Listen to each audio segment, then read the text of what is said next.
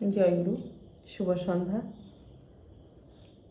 পরম প্রেমময় শ্রী শ্রী ঠাকুরের স্বস্তি সেবক গ্রন্থ হতে আজ কিছু আমি পাঠ করছি। পরম দয়াল শ্রী শ্রী ঠাকুরের প্রদত্ত ব্যবসায়ের পঞ্চম নীতি, মানে ঠাকুর এখানে যারা ব্যবসা বাণিজ্য করেন তাদের সম্পর্কে কিছু লিখেছেন, মানে পঞ্চম নীতি, 5টা নীতি প্রধানত সেটা এখানে লিখেছেন। প্রথমত, যা পালন করে চললে ব্যবসায়ের সাফল্য অনিবার্য। তো এখানে প্রথমে নিয়মিত ইষ্টভীতি পরায়ণ হয়ে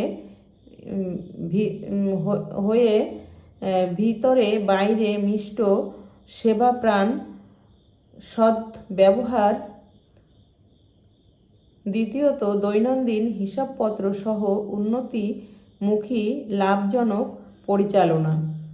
তৃতীয়ত, প্রত্যক্ষ পর্যবেক্ষণ। চতুর্থ, কথার খেলাপ না করা। পঞ্চম, লাভের অন্তত 4 অংশ থেকে 1 অংশ নিয়মিত মূলধনে যোগ করা। পরমারাধ্য শ্রী শ্রী পিতৃদেবের কথিত সাফল্যের চাবিকাঠি। ব্যবসা করে মানুষের সাথে, একজন বিক্রেতা আর একজন ক্রেতা। তাই ব্যবসায়ের সাফল্য হতে হলে প্রথম কর্তব্য নিজের চলা বলা ও কথাবার্তা এমনভাবে নিয়ন্ত্রিত করা যাতে ঘরে বাইরে প্রত্যেকেরই শ্রদ্ধা করে, ভালোবাসে, বিশ্বাস করে।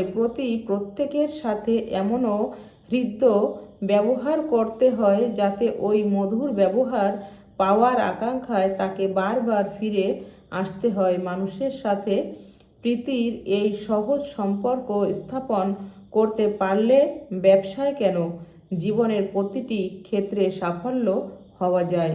জয়গুরু, বন্দে পুরুষোত্তম।